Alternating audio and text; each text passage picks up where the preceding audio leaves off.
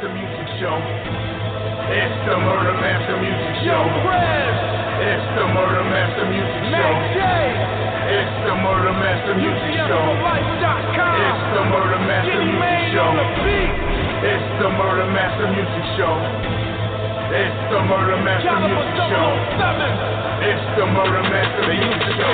Hip-hop is dead, but we don't resurrect it. You follow what lamestream says, but here it gets rejected. If you wearing tight jeans, don't expect to get respected. I'm from a time where wearing black was always on your checklist. From a time where faggots get checked if they reckless. From a time where if you got too much shine, we snatch your necklace. This real shit here, Illuminati, fuck the industry. We represent the street and they respect our street ministries. Take no shorts and cut the middleman, literally. This hip-hop savior, our birth scenes like nativity. This a place where no one sells out for reliability, and the masses can get a chance to explore more creativity.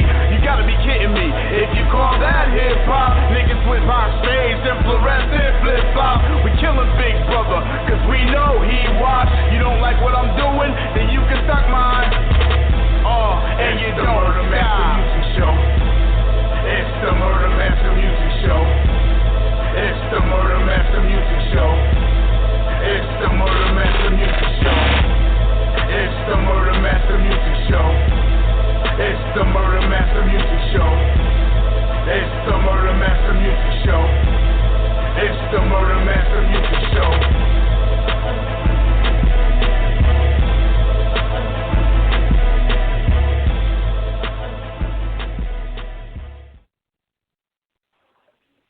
Hey, what's up, everybody? It's episode 308. You know what I'm saying? We're steadily climbing. You know what I'm saying? This is a special show tonight, though.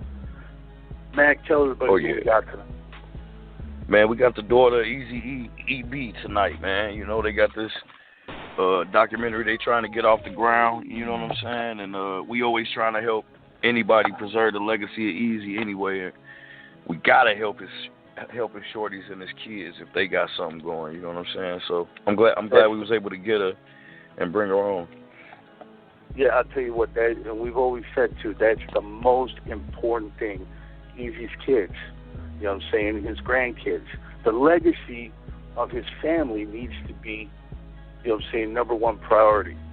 Without further ado, let's bring on Ebie right now, the Murder Master Music Show. Welcome to the show, Ebie. How you doing? I'm doing good. How are you guys? We're doing all right. Doing real good.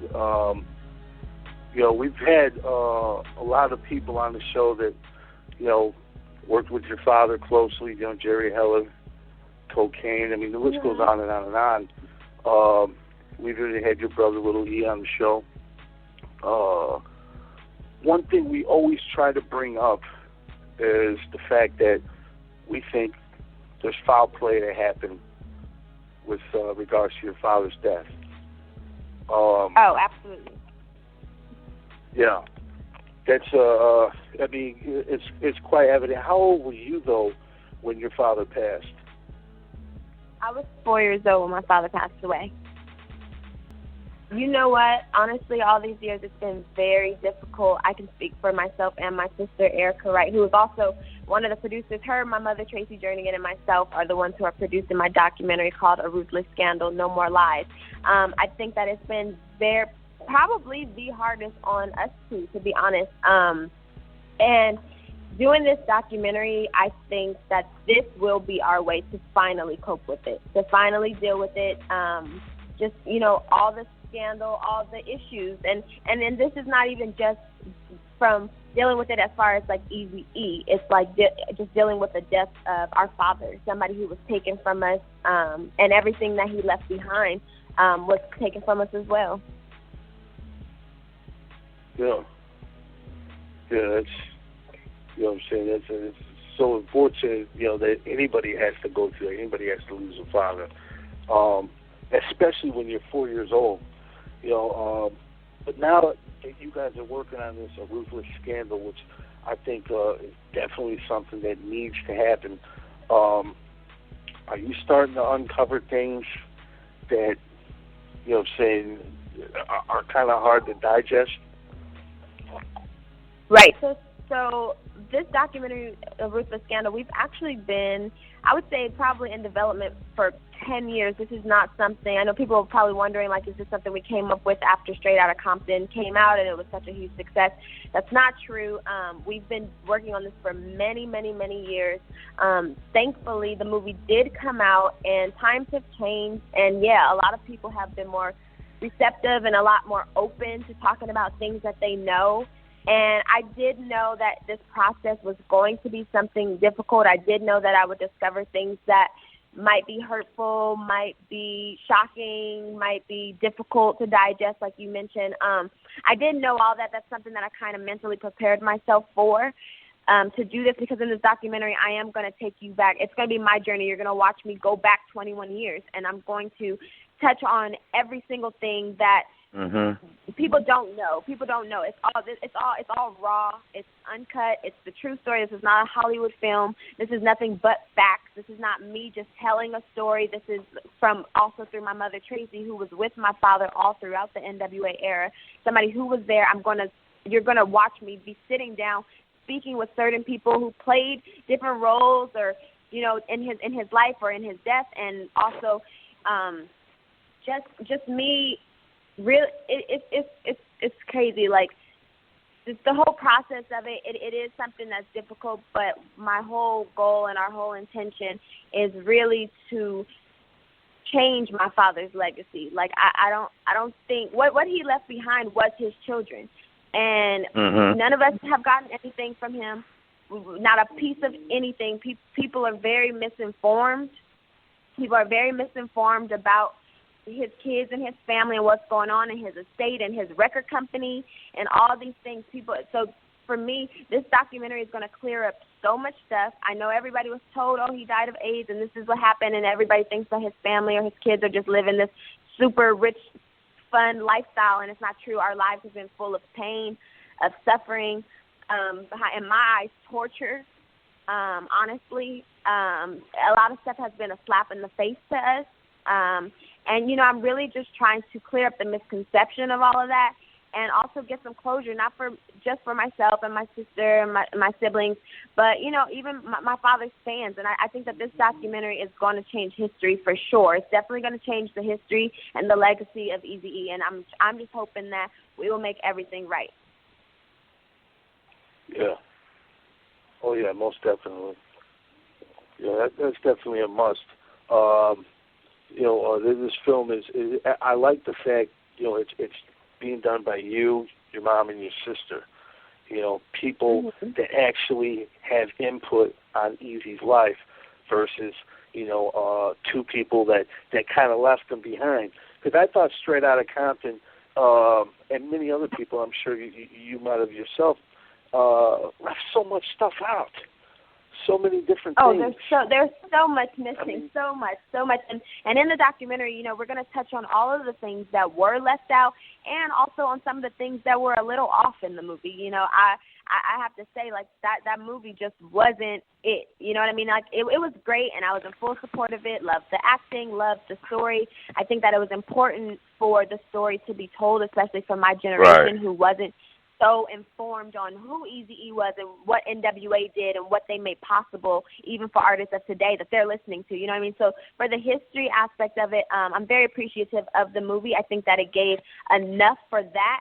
But like I said, it's opening the doors to really get the truth. A lot of people were left hanging. I get hit up on social media all the time. They want to know more. People have heard rumors or conspiracy theories, and people just want to, they've also read more about my dad, and they're like, wait, well, they didn't touch on this situation. They didn't touch on, we didn't really get to see Bone Thugs, and we didn't get to see all these other artists, and we didn't get to see, like he discovered Will I Am. Like, there's so much that my father did.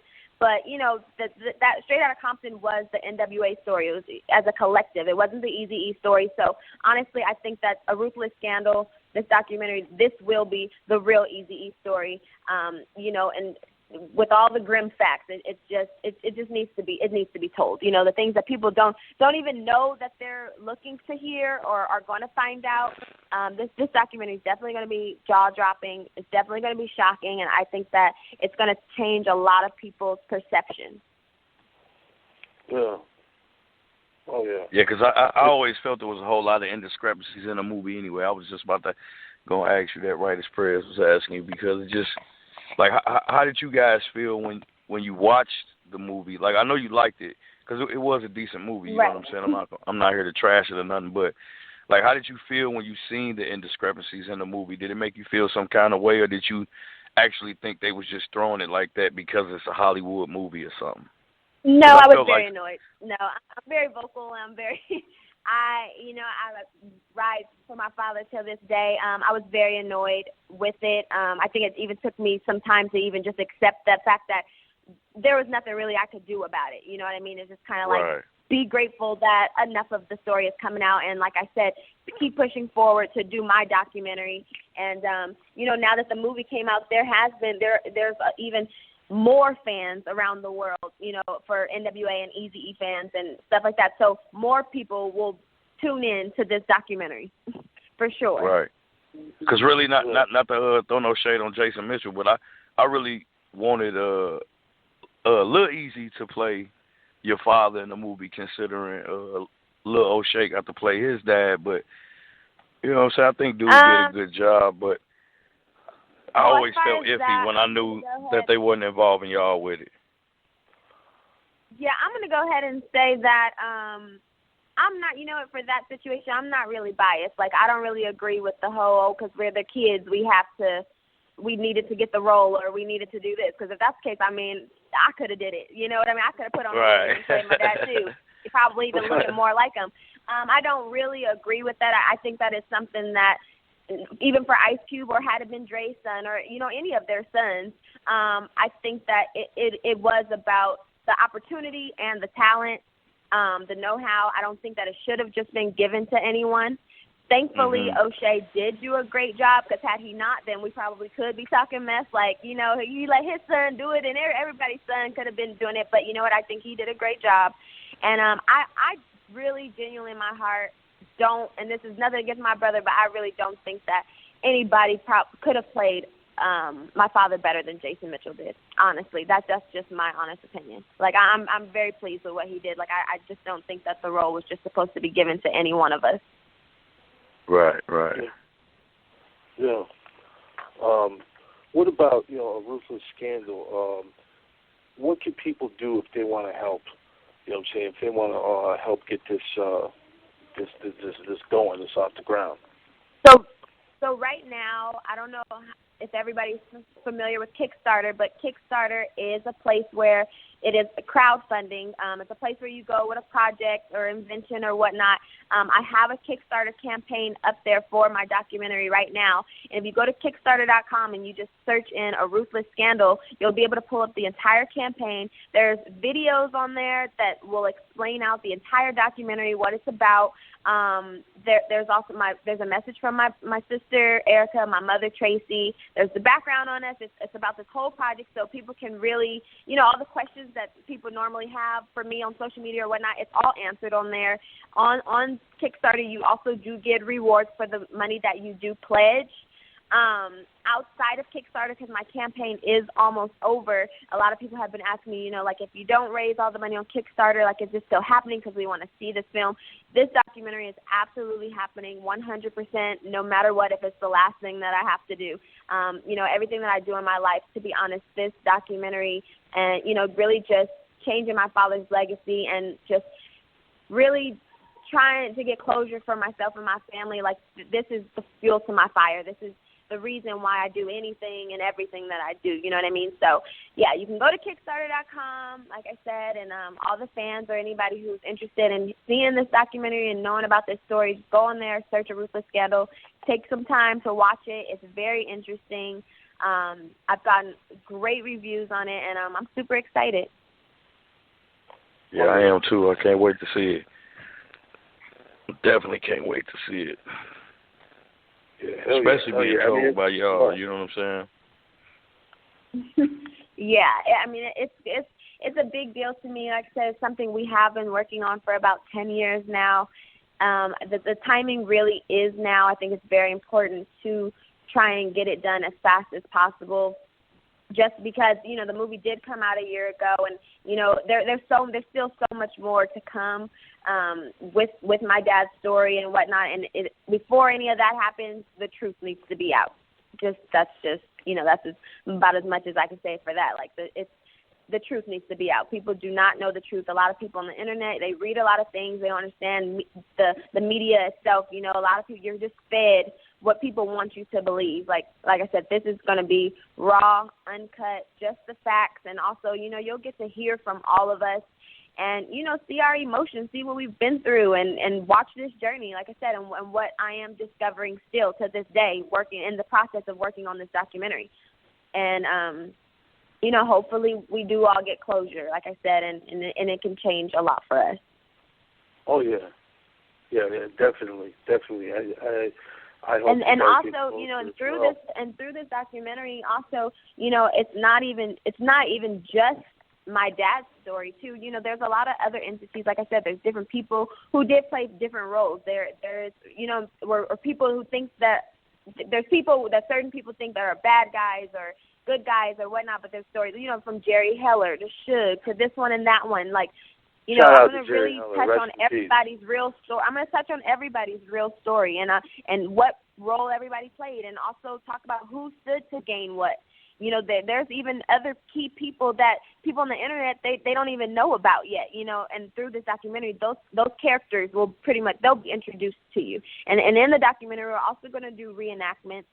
So it'll give people a better visual along with the interviews, the one-on-one interviews that I'm doing with different people.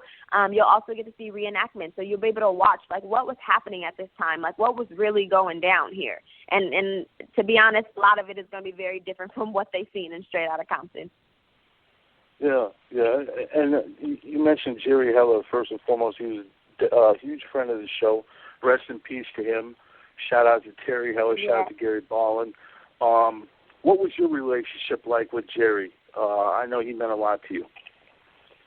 Very close, very close. It's so unreal to me that he's not here. It's just, oh my goodness. I think that's something I still haven't really dealt with either. You know, I like to say he was like a grandfather to me. You know, he was a second father to my dad. And, you know, even after my father's passing, I spent many years being close with Jerry and his wife, Gail, over 20 years. Like, that was my family. Like, even when I got, like, around, like, 15, 16, my mother and I actually ended up moving in the same, like, gated community as him. So we only lived, like, a block down. And, you know, we just spent a lot of time. Jerry taught me a lot. I believe, honestly, anybody who had a relationship with Jerry, whether he meant to be or not, he was definitely like a mentor. You know, a very interesting person, and I definitely want to share his side of his story through this documentary as well. Oh yeah, he was very humble. I mean, me and Matt could hit him anytime. You know what I mean? And he would answer us like we were just a regular person, just like him. You know, he was a real good dude. Real good dude. Oh yeah. Yeah, there's the Jerry. I think he dealt with people really had the worst misconception about him. Like, really painted him as this bad guy, as this monster. But he was a genius. And I really want to show that. I want people to know the history of him. Like, he was, N.W.A. wasn't even the only group that he worked with. You know what I mean? He did so much in music, so much in business. He made it possible for N.W.A. to be who they even were. Like, he made it possible for Eazy-E to be who he was. And if my father was alive, I'm pretty sure that he would tell everybody the same thing.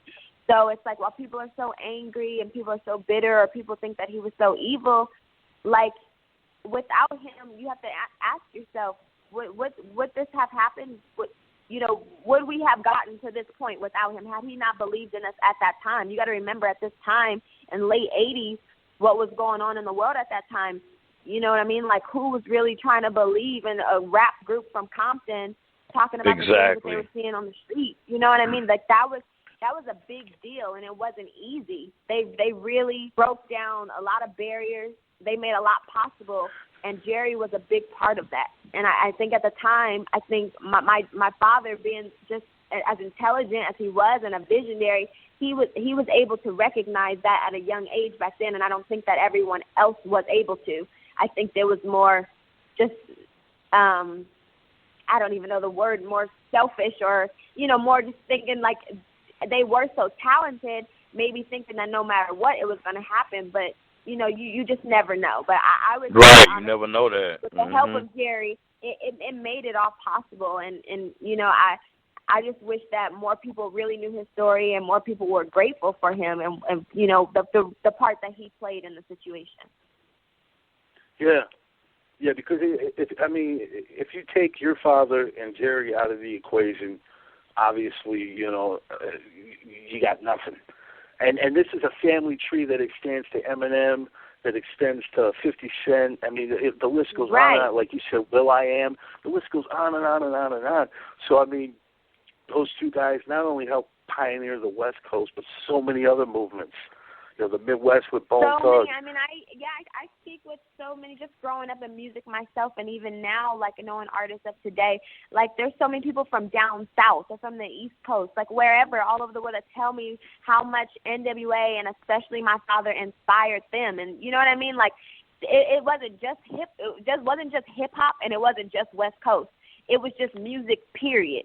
It was music, period. And like I said, he opened so many doors for lots of people. And I think back then, I like to compare this a lot because I would say, what my father and Jerry were then is equivalent to what Dre and Jimmy Iovine are today, or Cube and his partner Matt Alvarez. Like, everybody has their white Jew partner now in these times. But back then, it was such a problem, and it was like, oh, the Jewish guy is the bad guy robbing us or whatever's happening. Like, no, like, he was the shark helping y'all, that he was the one on your team leading the way, you know what I mean? Like I said, the times were so different then, and I think that all these years later, people are starting to understand that in their own fields, in their own business and things that they're doing now, you know what I mean? And it's like, you can't really take it back, obviously, you can't go back all those years, and it's really sad to me that Jerry did have to pass away with, people still feeling like he did something so wrong. And not something that was just normal business, you know what I mean? So, like I said, I definitely, he meant a lot to me. He meant a lot to my father. And, I also want to just tell his side of the story through this documentary as well. Right, it's crazy that you say that, because one thing that I always take with me that Jerry told me in prayers one time was, he always thought it was a classic case of Dre and Q wanting to be like your father, and that's the reason why they didn't. Jerry told me that, and I never really looked at it like that. And I'm like, because pretty much they did break off and basically emulate the things that your father had already put down in place. You know what I'm saying? And then with him passing away, it was like people tend to forget about the other side of Eazy, and then like when the movie came out and the way the movie was, it was like, damn, man, people really need to see what Eazy was on, other than just this movie that didn't even put it out there 100%. Like he wasn't around to have his say in any of that. You know what I'm saying? Or on how he was portrayed. So I'm gonna salute you. I'm always salute y'all for doing what y'all doing, man. Yeah, thank you so much. Yeah, people always they ask, like, if your father was alive, would he have been happy with this movie? And I just tell them, if my father was alive, it would have been a whole different movie. It would have been a completely different story. You know what I mean? A completely different thing that would have been shown. There was a lot of things that I don't think that he would have approved on, and a lot of that stuff was more towards the latter part of his life, you know what I mean, that they were showing. I don't really agree with that. And even in the movie, I mean, they do show a lot of the relationship, because Cube and Dre obviously are alive to have told their story. So, you did get to see, even in the movie, my dad and Dre still had probably even a closer and more special relationship, even beyond the other members of the group. And you can kind of see that in the movie, just them being the ones, talking and trying to get back together and being more receptive to each other and stuff like that. And, you know, even to this day, honestly, I have a very good relationship with Dre still as well. People always ask, you know, are you close to everybody? You know, out of the group, I would say that I am the closest with Dre. And, you know, it just, the whole situation, I think it just sucks again, and it really is because of my father's death and the timing and really the aftermath of his demise. And that's why this documentary is so important. Yeah. Ruthless scandal definitely needs to be seen by any fan of you know, Eazy-E especially. I want to bring on a caller who knew your dad and let him introduce himself. How you doing? Okay. Hey, what's going on, Ebie? How you doing? What's up, everybody? This is Clientele. What up, Matt? What up, Press? Hey, what up, Clientele?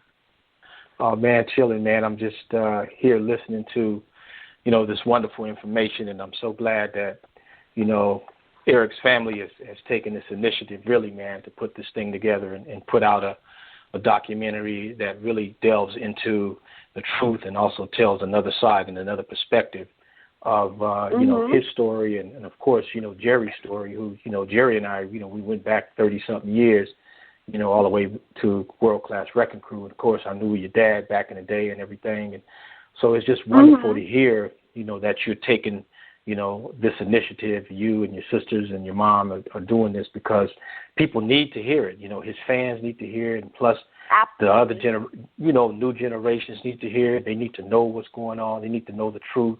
And people need to really be able to, you know, understand the type of person, you know, Eric was as a businessman, as an entrepreneur, as a visionary, as somebody who took a chance, who took a risk. Because, you know, like you said, people don't understand what we were going through at that time back then. It was very difficult, extremely difficult to get a record on the radio, to even get it pressed up, to even get it, to get treated fairly, you know, at shows or at listening parties or at, you know, some of the, you know, places like the BRE where, you know, industry folks would come and try to select which, you know, records they wanted to review or put on the radio or talk about. It was very difficult. And for N.W.A. to do what they did, for Eazy to do what he did, as a young black businessman, you know, pushing forward like he did, it was something unique and rare, and really he set a model and a benchmark for a lot of these other, you know, entrepreneurs and record executives that came after, like, you know, P. Diddy and Master P and Master you know, P and you know, like Birdman and, Cash you know, Money, Cash Money, all of that. Exactly. They all followed Eazy's model. Yep. Him and Luther Campbell were the first two to really go gold and platinum. You know what I'm saying? No doubt. Straight from the underground. No doubt. You know, no doubt. So you gotta give it up to them. But a Ruthless scandal. I want to ask you this. We've had a lot of people on the show bring this up. Recently, had an author, Ben Westhoff, come on the show. He wrote a book called Original Gangsters. I'm sure you're probably familiar with it. He was speaking to us about a time when Eazy was in the hospital. The Nation of Islam was supposedly administering a drug, Chemron, to him. Do you know anything about that?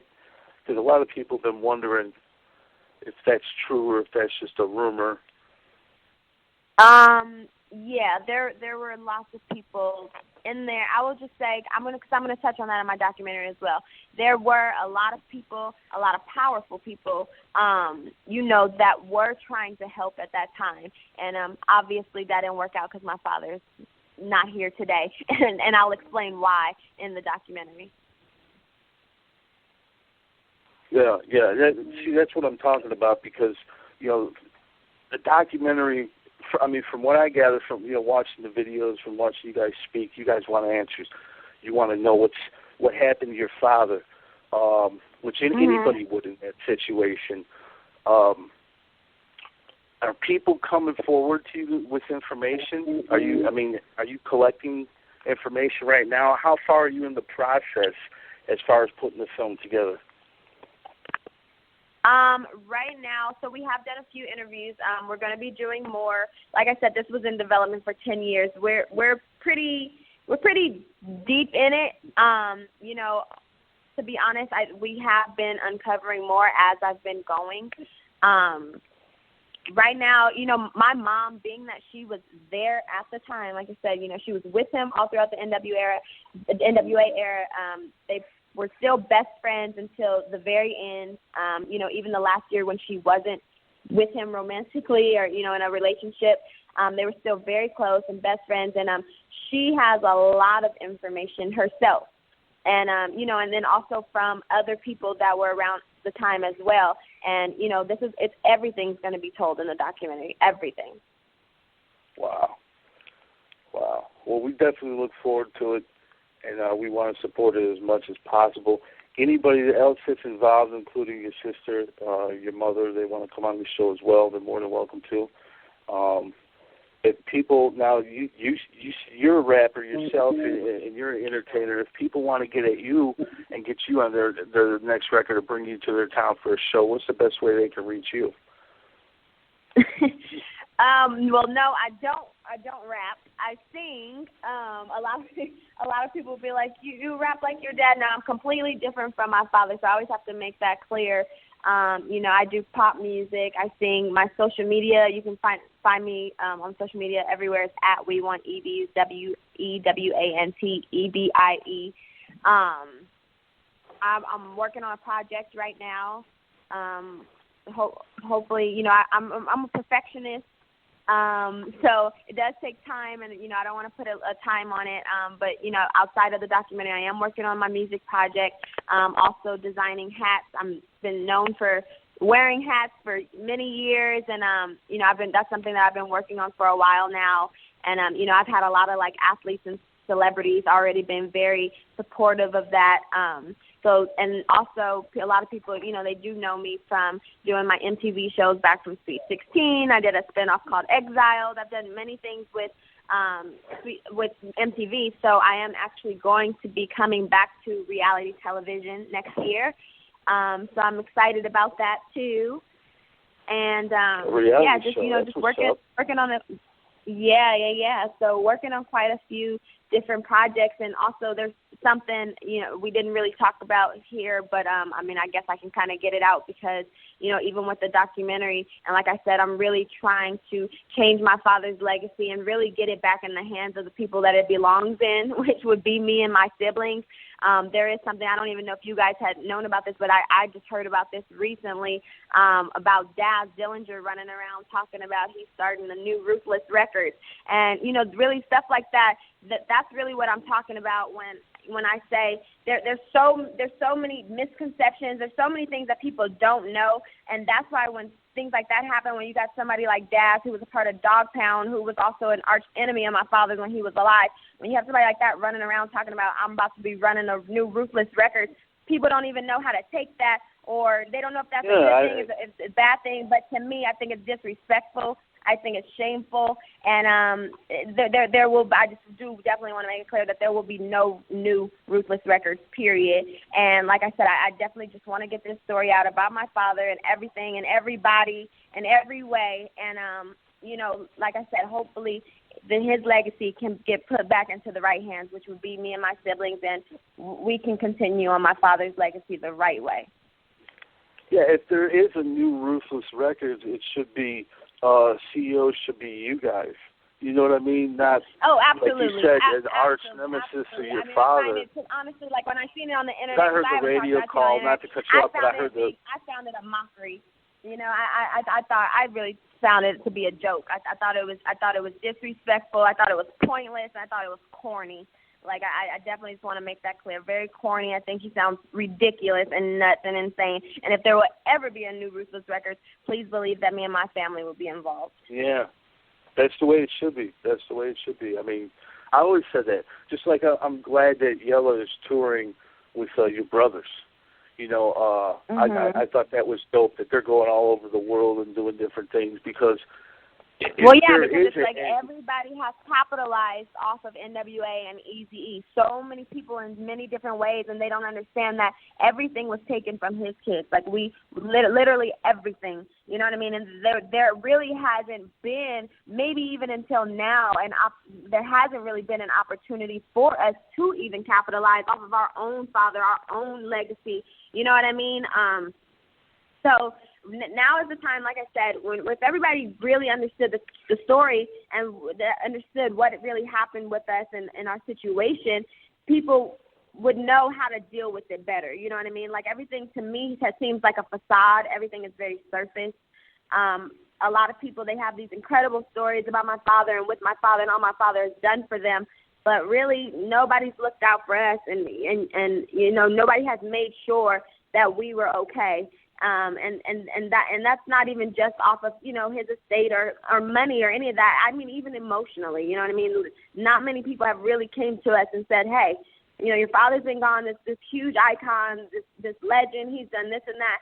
You know, what have you guys been through? How do you guys feel? What's going on with you guys? You know, nobody has checked in. So that's another part that will be shown in this documentary as well. Yeah, because I would imagine, you know, someone would step in. I mean, it's dope how you said Jerry was like a grandfather to you. It sounds like he did it. Yes. At least show you guys some type of support emotionally or whatever, just be there for you, you know? So it's good you had that. But what about with a Ruthless scandal?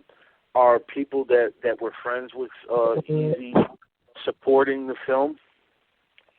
Oh, absolutely. Absolutely.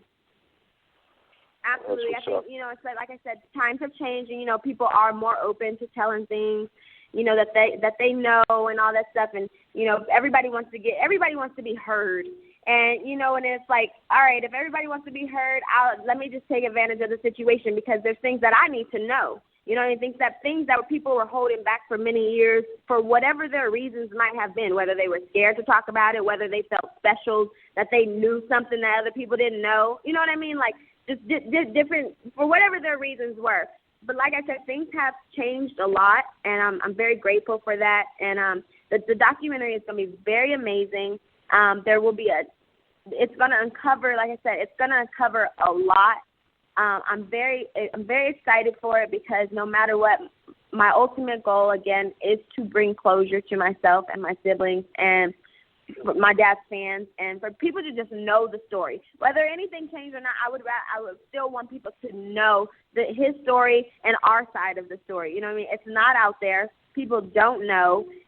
So it's very difficult going through life with people everybody in the world thinking one thing, and you just know in your heart, like, that's not what happened and that's not what it is, and everything's all wrong. You know what I mean? So I just want to clarify so many things. It's and it's not just like me telling our side of the story. It's telling the story. You know what I mean? There will be facts. There will be proof of all of the things that are in there. This is not just going to be me talking. The people asking, oh, you're 4 years old, your father died. How do you know? Well, like I said, you're going to be hearing it from the horse's mouth. You're going to be hearing other people's talk. There will be proof of everything, and there will be facts. And, you know, in my Kickstarter campaign, I tell people, you know, you watch all this, and then you be the judge. You decide on your own at that point what you feel happened. You know what I mean? When it's dead in your face. And now you tell me what happened. Don't tell me all these things that were told to you many years ago, or things you've been reading on the internet. And now that you've seen this stuff and all in your face, now I want you to tell me what happened. Yeah. Hey, Ebie, real quick, get at me, because there's a couple of people that I know that you definitely want to talk to. So, you know, offline, you know, we can exchange information, and then I can hook you up with those folks. Thank you. Yes, right. Please. Oh, yeah, definitely. You know what I'm saying? Because, we all want to see you guys, like you said, close these wounds. I mean, they're never going to fully heal, obviously, but at least get some answers, you know, and that's what it's all about. You know, everybody we interview, you know, we always ask them about you guys, because, you know, just like, you know, with the Rock and Roll Hall of Fame and the movie and everything, are you guys included in this and that? You should be. You know, with everything that goes on pertaining to your father. I spoke about the Rock and Roll Hall of Fame thing on Twitter, and I talked about it. We should be involved in every single thing, from the smallest thing to the biggest thing that has to do with my father, period. There's no ifs, ands, or buts about it. It's not even a question. If something has to do with Eazy-E, we're supposed to be involved. And 99% of the time, we're not. And that's a damn shame. That's very unfortunate, because you guys, you're his blood, his flesh. I can't wait for this film to come out. I can't wait. Mac, you got anything you want to add, brother, before we get out of here? Nah, man, just the fact that, you know what I'm saying, I salute them for what they're doing, and I can't wait till it, it drop out so I can see it, because I want to see it from every perspective that she's saying, you know what I'm saying? Because the movie don't give you that if you're looking for some answers on Eazy-E, especially if y'all diving into what really happened to him. We need to know this shit too, you know what I'm saying? Yeah. Absolutely. Yeah, most definitely. There's a lot of things left unsaid. And I want to shout out to homie Sergio from EasyCPT.com, because when the Ruthless Records website was down for a while throughout the years, after your father had passed, he was really the only guy that was repping Eazy. You know what I mean? Putting out just information on Eazy. So I definitely want to shout out EasyCPT. And everybody listening to, be on the lookout for a Ruthless Scandal. This is going to be the next film that you definitely need to check out, and definitely support the Kickstarter page. If you can, Ebie, please give them that information one more time so we can get some people to hopefully come out of their pockets and put some money up for this film.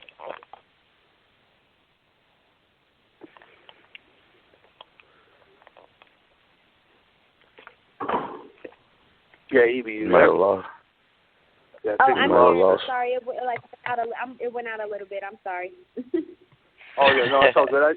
I just wanted you to give everybody the Kickstarter information one more time, so they can put some money down to help this project. Okay, so you would just go to Kickstarter.com and just type in a Ruthless Scandal. It'll all pop up, the whole campaign. It's very self-explanatory. Or if not, you can go to my Twitter. You can go to my Instagram. It's all at WeWantEbie. That's at WeWantEbie. I have the links on there. You'll be able, and I've posted many things. You can just click on it. Just have fun on my page. Just click on it. You'll be able to see my mom's page, Tracy Jernigan. You'll be able to see my sister's page. Her at name might be like at. You'll see it on there. You'll be able to see it. And again, this Kickstarter campaign is almost over. I don't think I had enough time to promote it. I kind of had threw it up, and then I started talking about it after the fact. So again, a lot of people had asked what would happen if it didn't get funded. It's going to happen regardless. I might actually relaunch the Kickstarter campaign again, and I'll be able to do like a 60-day thing where that way I get more time to reach more people and talk about it more, and people have more time to be able to go there and pledge. There's a big difference between Kickstarter and GoFundMe. People don't know. People are always like, oh, I'm like donating to charity. It's not that. It is just crowdfunding. There are rewards. There are incentives. There are things that you get for it. There's even, Kickstarter is a place where even investors go. You can, depending on the level of what you put down, there's different things that you get, even all the way up to like producer credit on the documentary. There's so many different things. So I don't want people to get it confused or think that this is just like a charity case. Like, no, it's not that. It's just crowdfunding. It's for people, for fans, and different people to get involved, to be truly a part of this project, with us. So it's an incredible journey. I'm very excited for it, and I'm very grateful to anybody who is in support of this project, and and excited to see it as well. Oh yeah, most definitely. Everybody got to check that out. I want to give you a shout out. I want to say what's up to your brothers and sisters too. Definitely hope that this comes out soon. When do you expect it to come out, Evie? I would hope that it will be done, and I would hope that it will be done and out within a year. within a year, my goal is not to just do one documentary, maybe, like an hour and a half long and something like that. I really am looking to do a 6 to 10 part series. So it'll be like a whole season. Wow. But between all of the information and, all of the stuff that's going to be put in the documentary along with the reenactments, it is going to take a little bit of time. But, my estimate and my goal really is, within the next year, so you definitely want to, be it, whether it's a Netflix series or Amazon or Apple TV or just a regular TV, like a Fox series or whatever it is, the goal is definitely a 6 to 10 part series for this. Yeah, Clientele, if he's still on the line, he's a member of the Universal Hip Hop Museum. Maybe they might be the ticket. Yeah, maybe Clientele, maybe they might be the ticket to kind of shed some more light on this project and help raise more awareness, because there is no hip hop completely without the legacy of Eazy-E. I mean, granted there were people before him, but you can't. Yeah, you can't. Do you think the Universal Hip Hop Museum might be something that might want to get behind this project, Clientele? Oh, absolutely, man, no doubt. This is definitely, the kind of campaign that a lot of the legends and pioneers of hip-hop and all the hip-hop heads and the folks who are in the know would definitely, support and get behind. It's one of those kinds of things where we actually advocate for these kinds of projects, documentaries that delve into the truth, that talk about the history, that explain things and put things into context in the right way so that generations to come can experience it, can learn from it, can appreciate it, and can respect it. So, man, definitely get with me. I definitely want to talk to you about that and some of the things that we can do and some of the resources we have. I mean, I would greatly appreciate it. Yes, absolutely. No doubt. Yeah. No doubt.